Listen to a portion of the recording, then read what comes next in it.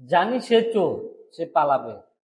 তোর যে মিয়া এখনো চেয়ার দিয়া মারি নাই, ওটা তোর 7 জন্মের ভাগ্য।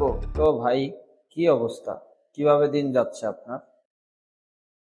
উফ, আমার তো নির্ঘুম রাত, রাতের পর রাত ঘুম হচ্ছে না। কেন এই অবস্থা, কেন আপনার নির্ঘুম রাত, ঘুম হয় না, সমস্যা কোথায়? কি বলবো, আমার নেতৃত্বে পালাইছে। জানি সে চোর, সে পালাবে। এখন যে সে যে পালালো, আমাদেরকে রেখে গেল, আমাদের কি যে অবস্থা হবে এখন। আর কি অবস্থা হবে? এতদিন মানুষরা দিয়ে কামলা খাটাইছেন, এখন নিজেরা সিটি কর্পোরেশনের কাজ করবেন।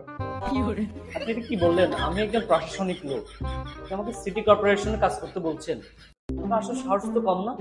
নেত্রী পালাইছে বলে কি আমি একটু প্রশাসনিক কাজ করবো? সিটি কর্পোরেশন আসলে ময়লা ফেলার জন্য কাজ করতে বলতেছি না।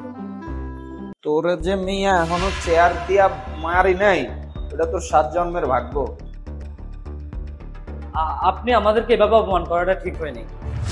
মনে রাখতে হবে, দিন সবার আছে, আমাদেরও দিন আসবে।